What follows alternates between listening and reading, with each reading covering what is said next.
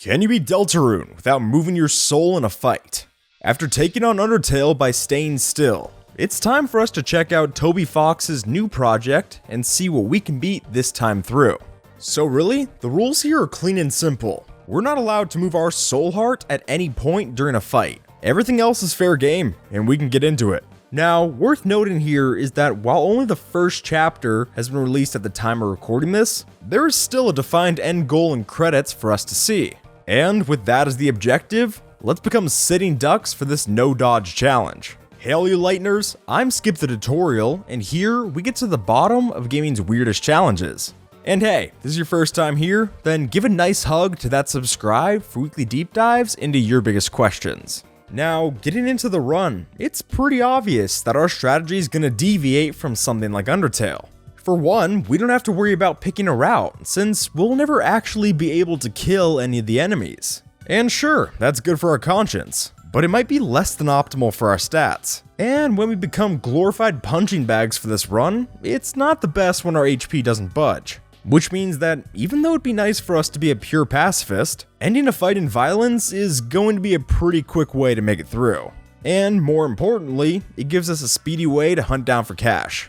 Which leads into probably the single most time-consuming part of the run, grinding. Because to get through here and stay alive as we move along, we'll definitely be needing the best armor and foodstuffs that money can buy. And past just studying the game's mechanics and getting real solid at timing our attacks, there's not much else for us to do for preparation.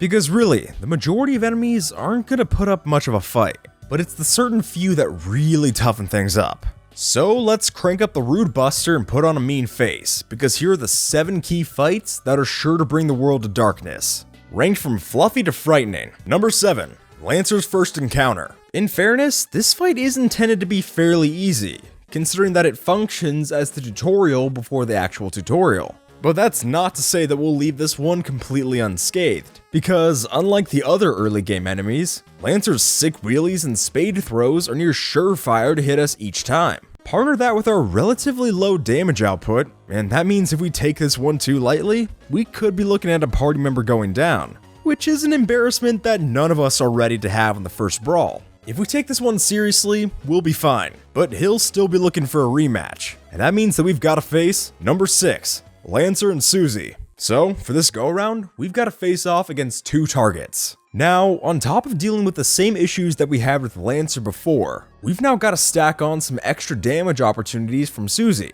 And that simple change to their axe and bite combo can be deadly. Especially when Chris and Fluffy Boy aren't exactly the 2 tanks for party members.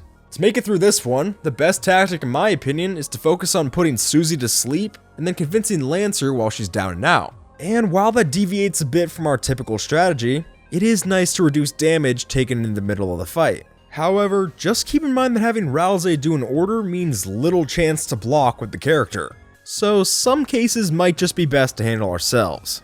Number 5, K-Round Rematch. This is where we start to get to the weird ones. Since we can't attack it to death, we'll need to find some other way to get the crown off. And that leads us to a clean-cut optimal strategy with Susie's idea. But to be transparent, I'm just awful at aiming, so I admittedly made this one even tougher than it needs to be. Although my screw-ups here do highlight a key mistake that we'll want to avoid, because taking extra time here just gives Chubby Checker plenty of chances to deal loads of damage. And if we lose either Susie or Ralze, our premium option gets lost to the dust. In which case, the whole fight becomes a mad dash to try and revive the fallen hero. But even just doing that leaves K-Round up and about, and we might just end up with more characters going down. For that reason, I had characters bottoming out left and right, and eventually I just settled for the 5% progress by bowing, because after getting beaten up that badly, a win was better than having the full team.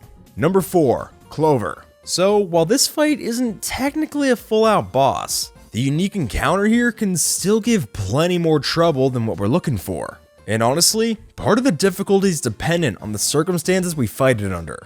Now, don't get me wrong, there are some tricky bits in the setup of the actual fight, such as the attacks sailing reliably through the center and hitting us several times. But the real sticking point here is just how much we have to deal with between the save point and the enemy.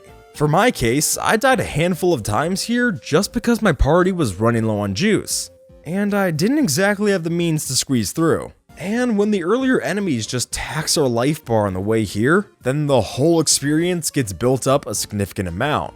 Hell, even one time I squandered a perfectly good win here, because even though Clover had tuckered out, Rouse went down and we couldn't pacify our way out. So I reckon the way to take on this one is to stash up on healing items, get ready to talk some sports, boys, and trees, and then just make sure the whole party is raring to go. Otherwise, it's a long way back from the checkpoint. Number 3, K-Round's first encounter. Oddly enough, this time around can come across way tougher than when we get the same boss later in the game. And admittedly, that might come down to the fact that we're just not a full squad here, and teamwork's gotta be worth something. Since Susie's off doing her own thing, all that we've really got to choose from is bowing low and warning the poor guy. Because if she goes for the hit, then K-Round has no choice but to practice self-care. And that boost in damage and life is not exactly a great path for us. In that case, I'd argue it's best just to let Susie go down and then work through getting his crown off that way. Besides, it's not like the fight gets astronomically easier without her, since his jump attack still sets up for 3 large chunks of pain each time,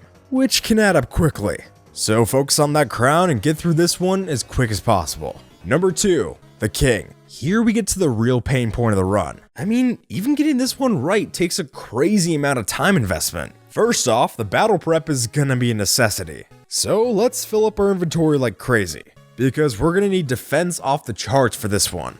As far as the general strategy, attacking is a quicker way to deal with him, but we might as well rule that out, because his attacks do way too much damage for us to even try that side. And while some of his spade-based attacks might give us hope of surviving through, it's when he busts out the chain moves in the later rounds that really whittle our life bars down. Believe me, after a chunk of deaths on this one, you'll start to tense up just at the mere sight of red. It gets bad. The real tactic here boils down to balancing out our guarding with plenty of armor defense and healing prayers to scrape by. And while even that is going to cause its fair share of deaths, it's still the only way I know of for passing by this one. So if we can beat the King, then who's the toughest baddie?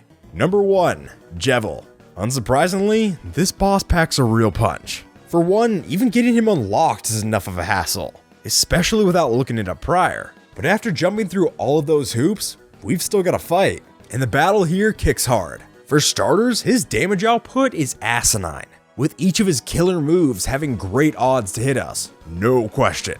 Even trying some of our same moves from the King fight aren't guaranteed to work here, since his win conditions require a lot more. To beat the fight, we've got 3 options. 1 is to take down all of his health, clean and simple. 2 is looking to tire him out by spamming Pirouette and Hypnosis enough. And 3 follows a similar suit, except this time we need to be on phase 5 and turn 30 to actually tire him out for the Mercy. But the key issue with any of those options is that they take way more time than we can manage, because even getting to a later phase is tough. I researched the best weapons, items, and armor for all of us to use, spent hours of testing, and I still can't get past the surface. The main problem in my mind is this move of the knives, since the damage here is way high, or even on the off chance that we make it through, he just does it again. For those reasons, I don't believe Jevil is possible, at least in my research. But hey, while that's a little gloom, he's entirely unnecessary to see the credits. And so the current game is entirely possible to beat without moving the soul heart. And with that folks, spend some tension points on this one in the top right to see us take down Undertale without moving our soul in a fight. Or order Susie down to the bottom right for another video. If you want to support the channel and get new videos every week, then pacify that subscribe button. But until then, take care, and you have a good one, alright?